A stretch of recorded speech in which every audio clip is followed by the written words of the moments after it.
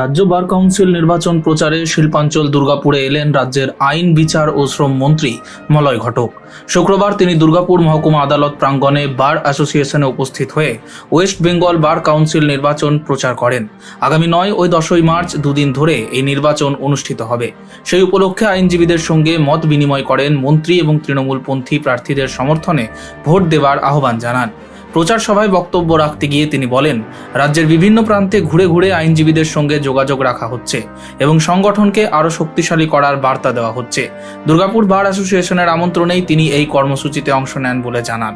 মন্ত্রী আরও বলেন, বার কাউন্সিল নির্বাচন শুধু একটি সাংগঠনিক প্রক্রিয়া নয়, এটি আইনজীবীদের অধিকার ও স্বার্থ রক্ষার ক্ষেত্রে অত্যন্ত গুরুত্বপূর্ণ। এদিন তিনি দুর্গাপুর মহকুমার নতুন আদালত ভবনে আইনজীবীদের বসার জায়গা সংক্রান্ত সমস্যার বিষয়টি উল্লেখ করেন এবং আশ্বাস দেন যে বিষয়টি গুরুত্ব সহকারে দেখা হবে। আদালত চত্বরে পরিকাঠামোগত উন্নয়ন ও প্রয়োজনীয় সুবিধা বৃদ্ধির ব্যাপারে ইতিবাচক পদক্ষেপ নেওয়ার কথাও জানান তিনি। তার বক্তব্যে উঠে আসে, রাজ্য সরকার আইনজীবীদের পাশে রয়েছে এবং ভবিষ্যতেও তাদের কাজের পরিবেশ উন্নত করতে প্রয়োজনীয় উদ্যোগ গ্রহণ করা হবে। আজ দুর্গাপুর কোর্টে মাননীয় আইনমন্ত্রী আমাদের গার্জেন মাননীয় মলয় ঘটক মহাশয় এসেছিলেন। আগামী 9 এবং 10 তারিখে আমাদের বার কাউন্সিলের ভোট আছে সারা ওয়েস্টবেঙ্গল জুড়ে। আমাদের দলের পক্ষ থেকে আমাদের এখানের ক্যান্ডিডেট মণিপদ্মদা উনি দাঁড়িয়েছেন। Bureau report, street voice digital.